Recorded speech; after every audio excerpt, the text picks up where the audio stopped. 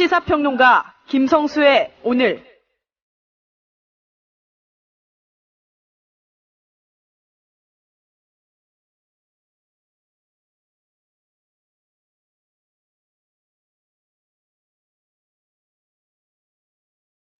날이 갈수록 더워만 가는 4월 7일 오늘 김성수 인사드립니다.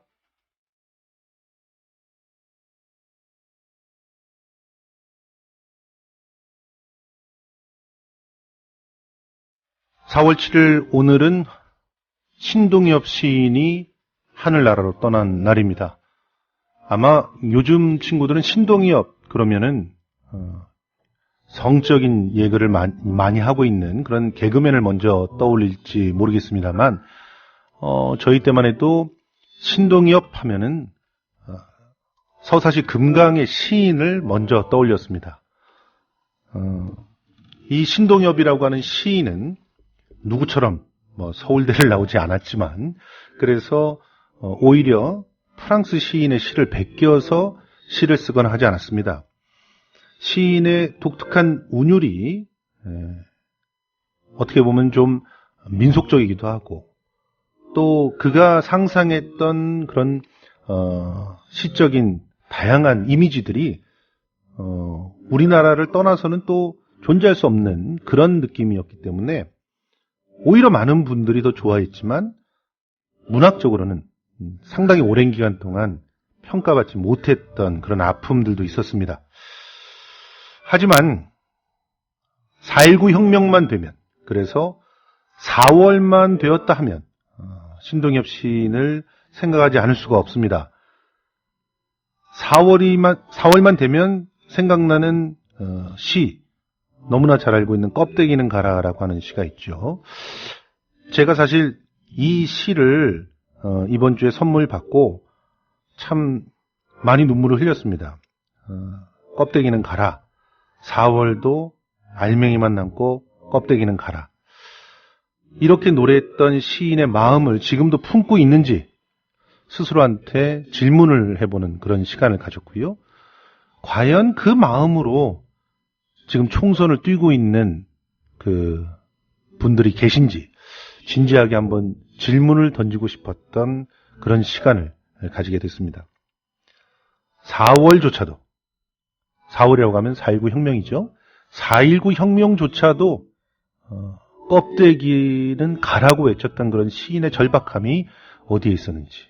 그래서 정말 아무것도 우리를 꾸미고 있지 않는 그 날 것 그대로, 알맹이 그대로만 오기를 바랬던 그 마음이 과연 무엇이었는지 다시 한번 생각하는 오늘 이 시간이 됐으면 좋겠습니다. 그런 의미에서 먼저 껍데기는 가라 좀 읽어드리겠습니다. 껍데기는 가라. 4월도 알맹이만 남고 껍데기는 가라. 껍데기는 가라. 동학년 곰나루의 그 아우성만 살고 껍데기는 가라. 그리하여 다시 껍데기는 가라. 이곳에선 두 가슴과 그곳까지 내놓은 아사녀가 중립의 초래청 앞에 서서 부끄럼 빛내며 맞절할지니 껍데기는 가라. 한라에서 백두까지 향그런 흙가슴만 남고 그 모든 쇠붙이는 가라. 오늘 더욱더 이 시가 가슴에 사무치고 있습니다. 노래 듣고 오겠습니다. 백마강 하면 떠오르는 노래죠. 꿈꾸는 백마강.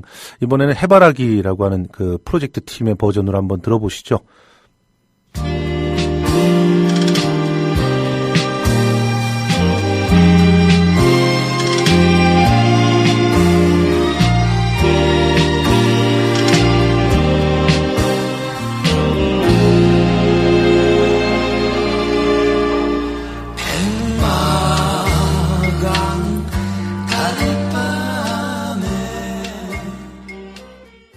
대한민국 투어. 우리 국민TV 남덕수 조합원님께서 운영하시는 이 대한민국 투어. 이분이 그 20년 경력의 베테랑입니다. 이분의 어떤 경험을 여러분께서는 그냥 버스에 앉아가지고 네. 다 빼먹는 거예요. 20년 동안 쌓아둔 그 빅데이터. 그렇죠. 버스가 이제 28인승 최고급 리무진 버스도 있고 45인승 좀 더 많은 분들이 타실 수 있는 이런 버스도 있으니까 고급진 여행도 바로 남덕수 조합원님과 함께라면 가능하다. 네. 문의 전화는요 1599-2686번입니다. 1599-2686. 버스 여행하면 2686이 딱 생각이 나네요 벌써. 네. 1599-2686번 아니면 네이버나 다음 같은 그 검색창에서 대한민국 투어 이렇게 검색하셔도 되고요. 그리고 웹사이트 대한민국 투어 한글로 쓰시면 됩니다. 대한민국 투어.kr 이렇게 검색하셔도 언제든 들어가실 수 있으니까 우리나라 국내 여행들 또 많이 애용하시기 바라겠습니다. 대한민국 투어였습니다. 야, 13일이다! 13일이 되면은 유권자들은 우리 동네 후보가 누구인지 궁금해해요. 그러면 저는 내 손 안의 총선 3분 총선을 알려준답니다. 여기저기 헤매지 말고 3분 총선에서 한 방에 해결. 13일은 3분 총선. 맛보세요. 후보자의 지난 활동 내용과 발언, 다양한 시민사회 의견, 그리고 낙선시켜야 하는 이유까지 수많은 정보가 보기 쉽게 정리되어 있어요. 포털에서 3분 총선을 검색하세요.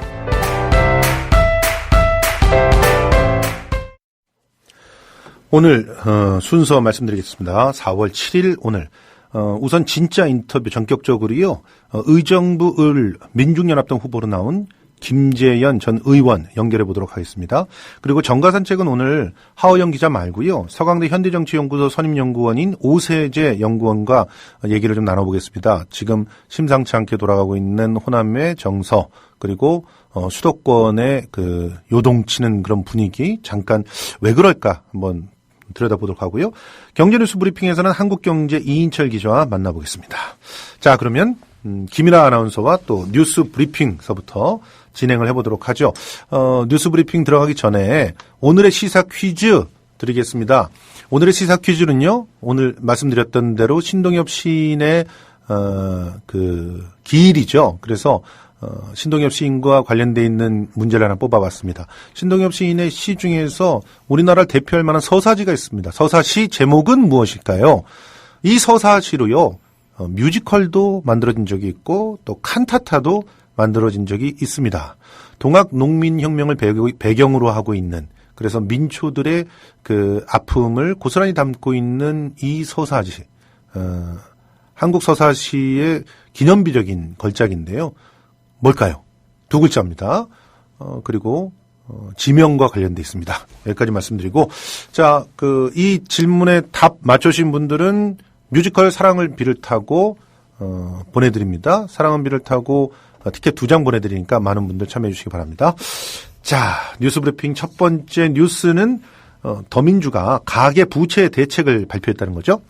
네, 그렇습니다. 더불어민주당 김종인 비상대책위 대표는 오늘 여당의 경제 실정을 집중 부각시키며 수도권 중부벨트를 공략했습니다. 새누리당이 잘하겠다며 대국민 읍소작전으로 민심 잡기에 나서자 새누리당의 경제위기 책임을 집중 부각시키면서 경제심판론 프레임을 짜는 데 전념했습니다. 김 대표는 오늘 오전 남양주시청에서 열린 지역 후보들의 공동 공약 발표장에 참석했습니다. 이 자리에서 김 대표는 여당은 2번이나 국회 과반의석을 차지했지만 돌아온 것은 배신의 경제라며, 새누리당 김무성 대표는 여당 과반이 깨지면 IMF 사태가 또 올 것이라고 했는데 경제를 이 지경으로 만들고도 표를 달라는 얘기가 나오는지 기가 찬다고 비판했습니다. 이어 여당의 재벌 대기업 위주 정책은 경제를 살리는 약이 아니라 독이다. 새누리당은 위독한 우리 경제에 독을 먹이는 주범이라며 여당의 과반 의석을 못 막으면 IMF보다 어려운 상황을 가져올 수 있다고 받아쳤습니다. 그렇습니다. 그런데 이 손학규 전 대표에 대한 인기가 하늘을 찌르는 것 같습니다. 안철수 국민의당 대표도 손학규 연설에 찾아간다고 하니까 김종인 대표가 또 선거 지원 요청을 하고요. 그런데 뭐라고 대답했나요? 더불어민주당 손학규 전 상임고문은 오늘 김종인 비상대책위 대표가 선거 전 지원을 요청한 것에 대해 지금 모든 상황을 잘 모르니까 좀 더 생각을 해보겠다고 밝혔습니다. 손 전 고문은 오늘 남양주 다산유적지에서 정약용 선생 서세 180주기 묘제에 참석하고 특별 강연을 한 뒤 기자들과 만나 이같이 말했습니다. 그는 지원 의사가 있는지 재차 묻자 사실 내가 지금 무슨 상황인지를 잘 모른다며 어제부터 오늘 여기 준비 때문에 다른 것을 못해서 내가 지금 알다시피 여기 갇혀 있었잖아. 그래서 사정을 좀 보고 라고 즉답을 피했습니다. 김 대표가 새벽에 전화해 지원을 요청했을 때 어떻게 답변했느냐는 질문에도 생각해보겠다고 답했다고 말했고 김 대표가 어떤 역할을 요청했느냐고 묻자 그건 잘 모르겠는데 라고 말을 아꼈습니다. 안 대표가 손 전 고문을 모셔오고 싶다고 언급한 것과 관련해 글쎄 라고 웃어넘겼고 정계복귀의 신호탄으로 봐도 되냐는 질문에는 무슨 얘기를 그렇게 해? 라고 반문했습니다. 예, 무슨 얘기를 그렇게 해라고 하셨지만 그래도 정계 주변에서 이런 소문들이 나는 거는 신호탄인 건 사실인 것 같습니다. 자, 국민의당 수도권 주말에 골든크로스 있을 것이다 라고 얘기를 했는데 이게 자의적인 해석인가요? 아니면 실제로 그런 건가요? 네, 국민의당 안철수 상임 공동대표는 오늘 서울 및 경기 동부벨트에서 수도권 공략을 재개했습니다. 호남에 이어 수도권 표심이 움직이기 시작했다는 판단에 따라 당 차원의 총력전을 전개하기로 한 것입니다. 중앙당은 양당의 선거 캠페인을 비판하고 국민의당의 비전을 대비시키는가 하면 더불어민주당의 사표 방지론을 반박하며 지원 사격에 나섰습니다. 안 대표는 오늘 노원병 출근 인사에 이어 경기 남양주, 구리, 하남에 이어 서울 강동과 송파, 동작 등지에서 지원 유세에 나섰습니다. 안 대표는 유세에서 어제 자신이 제안한 3당 대표 TV토론에 대해 양당 대표가 꿀먹은 벙어리이다. 자신이 없거나 공약이 엉터리여서 들킬까 재발저리거나 하는 것 아니겠냐라고 말했습니다. 국민의당은 선거 후반전에 접어든 시점에서 수도권 총력전 방침을 결정했습니다. 호남 상승세에 수도권이 반응하기 시작했고 기존 양당에 실망한 유권자와 무당층이 유입되면서 상승세를 타기 시작했다고 판단한 것입니다. 예, 그대로 될 수 있을까 모르겠습니다. 이따가 정가산책 시간에 좀 더 알아보고요. 원유철 원내대표, 새누리당 원내대표죠. 야당 의석수 늘면 안보, 경제, 민생이 마비된다고요? 네, 그렇습니다. 새누리당 원유철 원내대표는 오늘 더불어민주당과 국민의당 의석수가 늘어나는 만큼 안보, 경제, 민생은 마비될 것이라고 말했습니다. 원 원내대표는 여의도 당사에서 열린 긴급 중앙선대위 회의에서 대표 얼굴만 잠시 바꾼 더민주, 파란 옷에서 녹색 옷으로 옷만 바꾼 국민의당은 마비 전문 정당이라며 이같이 밝혔습니다. 또 안보 포기, 경제 포기, 민생 포기의 3포 세력이 국회 다수를 차지한다면 우리 국회는 포기 국회, 식물 국회가 될 것이라며 특히 수도권과 대구에서 여권에 힘을 실어달라고 호소했습니다. 우리 청취자들 화날 것 같으니까 여기서 끊겠습니다. 네. 참 뻔뻔도 하죠. 식약처장이 덜 달게 먹는 식습관을 조성하겠다고 발표했다면서요? 네, 그렇습니다. 정부가 비만, 당뇨 등 각종 만성질환의 주범으로 꼽히는 설탕과의 전쟁을 위해 제1차 당류저감 종합계획을 내놨습니다. 손문기 식약처장은 오늘 정부 서울청사에서 열린 브리핑에서 덜 달게 먹는 올바른 식습관을 형성하도록 인식과 입맛을 개선하고 환경을 조성하겠다고 밝혔습니다. 네, 그 말 믿겠습니다. 근데 가장 좋은 환경이라는 것은 정치를 잘하면 될 것 같아요. 우리가 화나거나 그러면 당 떨어진다고 설탕을 먹잖아요. 다음 뉴스, 취업안대 결혼도 포기, 작년 혼인율이 역대 최저였다면서요? 네, 그렇습니다. 지난해 인구 1000명당 혼인 건수가 1970년 이후 가장 낮게 나타났습니다. 20, 30대 결혼 정년기의 젊은 층이 취업에 어려움을 겪으면서 결혼을 포기한 영향 때문입니다. 오늘 통계청이 발표한 2015년 혼인 이혼 통계에 따르면 지난해 조혼인율은 5.9건으로 전년보다 0.1건 감소했습니다. 1970년 통계 작성 이후 최저 기록입니다. 혼인 건수도 30만 2,800건으로 전년 대비 0.9% 감소해 2003년 이후 가장 낮은 수치를 나타냈습니다. 특히 지난해 혼인율이 낮게 나타난 이유는 경제 불황의 여파 때문인 것으로 나타났습니다. 이지연 통계청 인구동향과장은 지난해 한국 경제 성장률이 둔화되고 결혼 주 연령층인 20대와 30대의 실업률이 개선되지 못한 것이 영향을 미쳤다고 말했습니다. 젊은 층이 취업이 안 되면서 결혼을 포기했다는 분석입니다. 결혼 연령이 점차 늦어지는 것도 경제 상황에 영향을 받은 것으로 보입니다. 평균 초혼 연령은 남자가 32.6세, 여자 30세로 전년보다 각각 0.2세 상승했습니다. 10년 전에 비해 남자는 1.7세, 여자는 2.2세 상승한 것입니다. 네. 이러니 설탕으로 스트레스를 풀 수밖에 없지 않겠습니까? 참. 오늘도 고생 많으셨습니다. 지금까지 김일아 아나운서였습니다. 고맙습니다. 고맙습니다.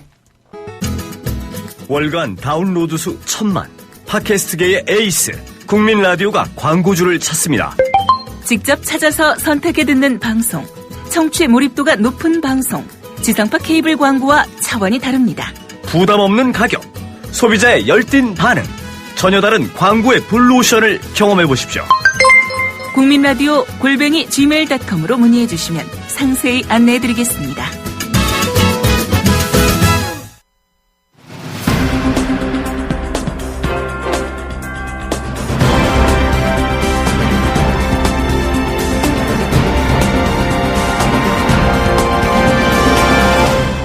김성수의 오늘, 이제는 진짜 인터뷰입니다.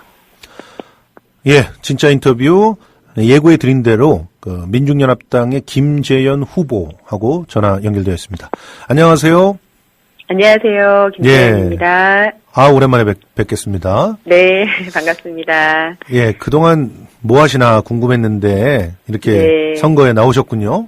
예, 국민TV에서 오랜만에 불러주셨어요. 사실은 우리 국민TV의 간판이었던 김용민 PD가 네. 굉장히 장시간 우리 김재현 후보를 지지하는 그런 동영상을 만들어가지고 SNS에서 네. 뜨거운 화제가 됐어요. 아, 그랬나요?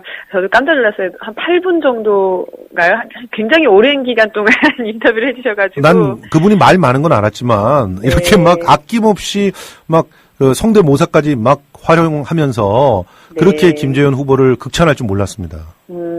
아마도 제가 그냥 술만 한 게 아니라 지난 이미 한 1년 반 전에 예. 의원직 해산 이후에 다시 지역에 출마를 하는 것이다 보니까 많은 분들께서 좀 이러저러하게 해주시고 싶은 말씀이 많으셨던 것 같아요. 예, 그렇습니다. 사실은 그 얘기부터 단도직입적으로 해야 될 것 같아요. 자, 네. 민중연합당에 들어가시면서 이게 도로통합진보당이 된 거 아니냐 이런 비판들이 많았었잖아요. 아니 네. 근데 김재현 후보 하나 딱 들어가면 그렇게 도로통합진보당으로 확 물이 들어버리나요? 근데 그런 뉴스가 일정하게 나올 거라는 걸 예상을 못했었던 게 아니고요. 예. 그래서 실은 이제 벌써 정당이 해산된 지 1년 반이 지났지만 예. 그동안 어떤 당을 만든다거나 당에 몸을 담는 입당을 한다거나 그렇게 하지 않고 예. 조용히 지역에서 활동을 해왔었고요. 예. 제가 예비후보로 의정부 1지역에서 예비후보 등록을 한 게 12월이었습니다. 일찍 하셨네요. 예, 꽤 긴 시간 동안 몇 달 동안 무소속으로 활동을 해오다가 민중연합당이 창당되고 난 다음에 3월 달이었죠. 그때 예. 입당을 한 거라서 사실 제 나름대로는 많은 기간 좀 고민을 했습니다. 이런저런 공격도 예상이 됐고 예. 아무리 아니라고 얘기를 하더라도 어쨌든 조선일보 같은 경우는 바로 일면에 그런 기사를 또 싣기도 했었기 때문에 아니 난 그분들이 그렇게 민중연합당에 대해서 관심을 갖고 있는지 처음 알았어요. 아니 일면에 그렇게 아주 집중적으로 크게 그렇죠. 보도를 해줘가지고 민중연합당 인지도가 상당히 올라갔습니다. 그렇게 되나요? 어쨌든 이 당을 만드신 분들께는 제 입장에서는 좀 폐가 되는 것이 아닌가 해서 네. 의도치 않게 이 처음 만든 새로운 정당인데 이전에 있었던 통합진보당의 이미지가 더 씌워져 버리면 네. 어떤 새로운 정책이나 활동을 펼치는데 좀 걸림돌이 되는 것 아닌가 해서 망설여졌던 게 많이 있었고요. 네. 이제 그럼에도 불구하고 당 지도부에서 누군가를 이러저러한 이유로 배제하거나 이것은 옳지 않다라고 얘기를 해주셔서 입당을 했는데 예. 예상했던 대로 상황은 흘러갔고요. 예. 제가 여러 차례 말씀을 드렸지만 어쨌든 이 당을 만든 주축이 된 그 기본 세력들이라고 하는 분들의 경우는 예. 특히 청년들 같은 경우가 많이 이제 정당 상당히 앞장을 섰는데, 상당히 많은 분들이 아예 당적을 가진 적이 없는 분들이셨어요. 맞습니다.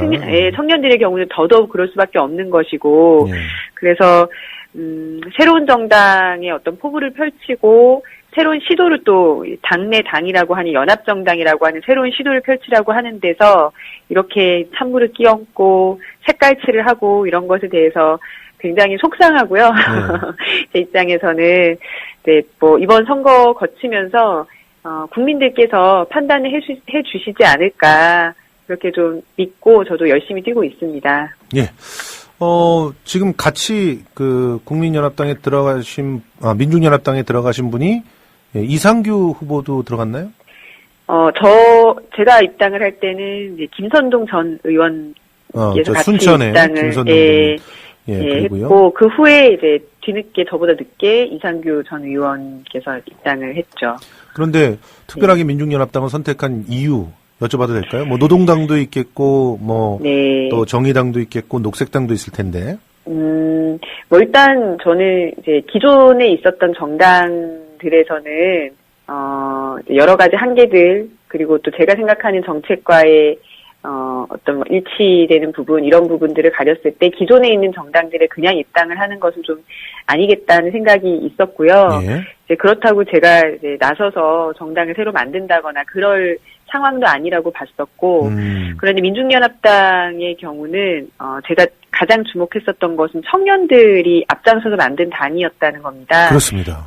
제가 청년 비례대표로 활동을 하면서 사실 하고 싶었던 일이 굉장히 많았는데 맞아요. 임기를 다 채우지도 못했고 또 여러 정치 지형에서 운신의 폭도 많이 넓지 못해서 아쉬움이 많이 있었어요. 그래서 작년 여름부터 아프리카 TV 유튜브 생중계로 해서 청년들을 대상으로 하는 그런 인터넷 방송도 따로 진행을 했었거든요. 네, 그러던 차에 청년들이 독자적으로 창당을 준비한다는 얘기를 들었을 때 약간 반신반의했습니다. 그냥 뭐 실험적으로 하는 말이 아닌가 뭐 이런 그리고 이름도 흑수저당이라고 했다길래 흑수저당 이런 당을 진짜 만들 건가 이런 생각도 좀 들었는데 만약에 그 당이 그냥 독자로 창당을 하려고 했다면 굉장히 힘들었을 거예요. 5개 시도당을 갖춰야 되고 한 시도당에 1000명 이상의 당원이 있어야 그래야 창당 조건이 되는 것인데 청년들이 그렇게 하는 것은 쉽지 않다고 생각했거든요. 짧은 시간 안에 꽤 많은 시간이 걸리고 그런데 이 연합정당이라고 하는 새로운 시도라는 게 생기면서 비록 지금은 당장에는 많은 세력을 확보하지 못했다 하더라도 힘이 많지 않다고 하더라도 연합된 그 힘을 가지고 하나의 정당의 형태로 갖출 수 있는 그런 당이 탄생했기 때문에 청년들도 이렇게 정당이라고 하는 것을 만들어서 정치의 주인으로 나설 수 있게 된 것이 아닌가 싶고 더군다나 이 정당의 경우는 지금 비례대표 1번을 20대 청년으로 또 배정을 했거든요. 그렇습니다. 그런 경우도 지금 다른 정당들에서 보이고 있는 모습에 비해서 굉장히 제 입장에서는 환영할 만한 거라고 생각을 해서. 아니, 근데 뭐 노동당, 녹색당도 됐죠. 그렇게 하고 있긴 해요. 물론 녹색당은 조금 나이가 좀 더 드셨군요. 그렇긴 한데, 어쨌든 그러니까 기성정당이라고 하는 그런 데하고는 좀 다르다. 이렇게 말씀을 해주신 걸로 알겠습니다. 지금 있는 원내 정당들 가운데서는 그런 정당은 없는 거기 때문에, 뭐, 청년 비례대표를 지냈던 사람으로서 많이 아쉬운 부분들이 있어요, 사실. 원내 정당들이. 사실은 이런 청년들이 좀 많아져서 국회에 우리도 20대 국회의원 좀 만들어 보고 그리고 뭐 좀 40대 당대표 좀 만들어 봐야 되지 않겠습니까? 그럼요. 30대 당대표. 40대 당대표가 아니라 30대 당대표. 30대 당대표, 40대 대권 후보. 뭐 이런 것들을 좀 만들어 봤으면 좋겠습니다. 이미 그리고 노동당의 경우는 당대표가 30대 되신 걸로 알고 있고요. 죄송합니다. 제가 그분이 나이가 좀 들었다고 생각했네요. 그리고 지금 민중연합당의 당대표, 손솔 대표는 만 21살이죠. 그렇습니다. 실제로 당대표로서 역할을 하고 있고요. 더 젊어질 수 있다고 생각합니다. 자, 이제는 정책 얘기 좀 해볼게요. 민중연합당, 어떤 정책이 마음에 들어서 민중연합당과 함께 하시기로 하셨나요? 우리 선거 때 내놓을 만한 정책. 내놓을 만한 정책? 일단, 제가 작년에, 누구도, 귀 기울여 듣지 않으셨을지 모르겠지만, 아프리카 TV나 이런 공간을 통해서 많이 얘기하고 다녔던 제가 생각한 정책이 하나 있었습니다. 그게 청년 실업 문제 해결을 위해서 네. 청년들의 고용을 늘리기 위한 재벌들에게 세금을 매기는 것을 네. 좀 고민을 한 적이 있었어요. 제가 국회에 있을 때 기획재정위원으로 있었기 때문에 재벌한테 세금 문제와 관련해서 관심이 많거든요. 재벌한테 네. 세금을 매기는데 그것을 특정해서 청년 직 일자리로만 쓰게 이렇게 한다는 거예요? 근데 그것이 포인트라기보다는 예. 이제 사내유보금이 상당히 많지 않습니까? 그렇죠. 뭐 어디에선 이제 500조라고 하고 어디선 1000조 원이라고 얘기하고 이렇게 730조 얘기하는데 정도 됩니다. 예. 예, 그 규모를 어떻게 따지느냐에 따라 조금 다르긴 할 텐데 어쨌든 이 사내유보금에 과세를 할 필요가 있다고 생각을 하고 네. 저는 이제 그걸 통해서 어떤 측면에서 과세를 해서 그것을 이 청년들의 고용을 위한 기금으로 쓸 수도 있고 또 다른 측면에서는 이제 고용을 늘려서 네. 이 사내유보금 과세를 피해갈 수 있는 그런 등으로 해서 재벌들에게 세금을 더 걷어서 일자리를 늘리는 아이디어를 제출을 계속 했었어요. 예. 그런데 이 이제 청년들과 그런 얘기를 많이 나눴었는데 흑수저당이라고 하는 당에서도 그 고민 속에서 이번에 이 연합정당으로 되면서 재벌세라고 하는 걸 만들어서 고용 문제뿐만 아니라 다른 영역들에서도 사내유보금을 과세를 통해서 복지 문제라든지 취약계층, 뭐 청년계층 지원이라든지 이런 다양한 방면에 이 혜택을 누릴 수 있게 하는 그런 이제 정책을 펼친 바가 있고요. 예. 또 하나는 이건 뭐 제가 국회 4년 전에 들어갈 때부터 저의 이제 중요한 목표 중에 하나였어요. 그때 당시엔 저는 반값 등록금 운동을 하고 국회에 들어갔었는데 여전히 반값 등록금을 만들지 못했죠. 그런데 이번에 새누리당은 그거 했다잖아요, 자기네들이.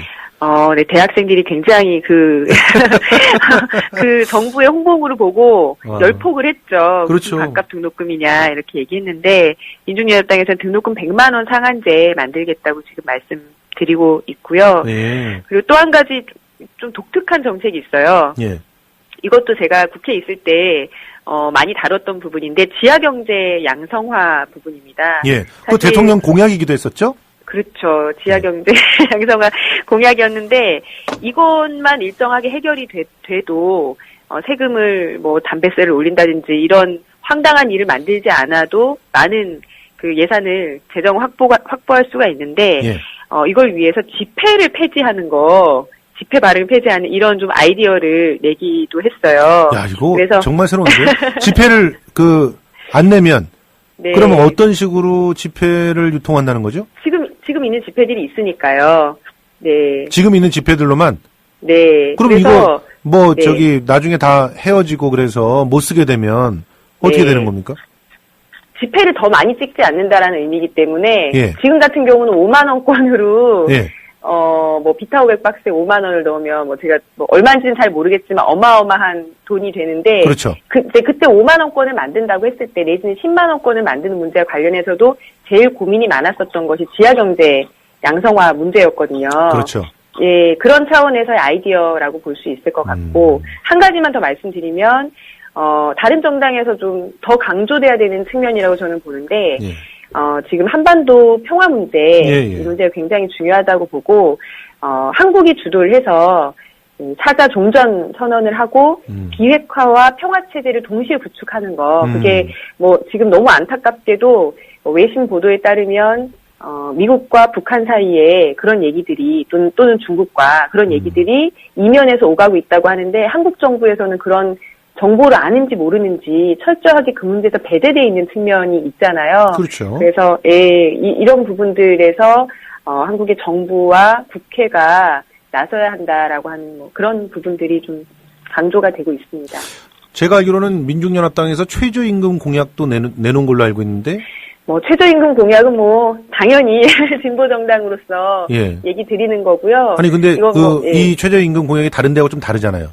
어떤 부분 말씀하시는지. 그러니까 다른 데는 2020년까지 하겠다, 뭐 2022년까지 하겠다, 뭐 심지어는 그 예. 조세 제도를 활용해서 실질적으로 10,000원이 되게 하겠다 이런 얘기를 하고 있잖아요. 2017년까지로 말씀드리고 있습니다. 그러니까요. 예, 화끈하지 예. 않습니까? 2017년에는 예. 10,000원 우리 한번 해보자 이런 거죠. 예. 예. 그리고 뭐 그 문제와 관련해서 가장 많은 분들이 걱정하시는 것이 이제 영세 자영업자들. 상인분들 예. 그리고 중소기업 네, 이렇게 말씀들을 많이 하시는데 그래서 1년 동안 그 부분에 대해서 10% 내지는 20% 임금을 정부에서 지원하게 하자 이런 부분까지 말씀드리고 있는 거죠. 근데 괜찮네요. 이렇게까지 하지 예. 않으면 사실 상당 부분 이 최저임금 1만 원을 통해서 많은 이제 그 노동과 경제 영역에서의 시스템이 변화될 수 있는데 예. 그것을 정부에서 강력하게 정책적 의지를 가지고 하지 않으면 예. 그건 사실 실행되기 힘든 거라고 봅니다. 예. 그래서 어떤 시혜적으로 조금씩 예산을 풀어서 될 문제는 아니라고 보고요. 예. 아마 최저임금 1만 원 실행이 된다면 우리 평범한 대다수의 사람들의 삶이 굉장히 눈에 띄게 달라질 것이기 때문에 예. 그런 부분들에 대해서는 예산을 확실하게 쓸 필요가 있다고 생각을 합니다. 예, 이 민중연합당의 아주 재기발랄하고 또 화끈한 그런 공약들 더 막 시간이 있으면 많이 듣고 싶은데 시간이 네. 제한돼 있어서요. 네. 지금 현재 의정부 을에서 네. 원하시는 만큼 지지를 획득하지 못하고 있는 걸로 알고 있는데 그런가요? 예를 들어서 여론조사이기 때문에 다 믿을 수는 없지만요. 네. 네. 예를 들어서 후보 단일화라든가 이런 부분들 네. 고려하시는 겁니까? 아니면 그런 걸 다 배제하고 계신 겁니까? 배제를 한 적은 단 한 번도 없었고요. 예. 그런데 의정부뿐만 아니라 다른 지역도 마찬가지인데, 예. 제가 이런 질문 이제 지역 주민들께서도 말씀해 주시면 사실 좀 난처한 것이, 예. 저는 무소속 후보였고, 예. 또는 지금 아직 원외 정당 후보인데, 제가 예. 나서서 후보 단일화 합시다라고 외치는 것이, 예. 사실은 순서에 맞지 않다고 보거든요. 그렇죠. 저는, 그런 얘기는 원래 예. 힘 있는 사람이 먼저 제1야당, 얘기를 해야죠. 그렇죠. 예. 그런 정당에서 의지를 가지고 전폭적으로 야권연대에 대한 주장을 해야 하는데 예. 실제로 그렇지 않았었고요. 예. 좀 더 거슬러 올라가 보면 예. 제가 4년 전에 이미 그리고 4년 전, 6년 전 두 차례의 민주노동당 시절부터 야권연대의 경험을 가지고 있었던 사람이었는데 예. 2012년을 경유하면서 대선 직전부터 예. 거대 야당에서 야권 연대에 굉장히 소극적인 입장을 일관적으로 보내왔었던 것이 사실이었지 않습니까? 알겠습니다. 그래서 저는 그런 측면에서 봤을 때 어떨 때는 소수 정당이라든지 여러 가지 이유로 누군가를 배제하는 연대 자세를 취하다가 투표에 임박해서 선거에 임박해서 그냥 다 내 밑으로 들어와 이렇게 얘기하는 것은 연대의 취지에 맞지 않은 것이 아닌가 이렇게 생각합니다. 알겠습니다. 부디 선전하길 기원하겠습니다. 네, 고맙습니다. 고맙습니다. 지금까지 민중연합당 의정부 을 김재현 후보하고 이야기 나눠봤습니다. 국민라디오 지지하는 4가지 방법 아시나요? 다운로드하기, 별점 주기, 댓글 달기, 구독하기. 국민라디오를 보다 많은 이들에게 전할 수 있는 가장 손쉬운 방법. 다운로드하기, 별점 주기, 댓글 달기, 구독하기. 잊지 마세요. 다운로드하기, 별점 주기, 댓글 달기, 구독하기.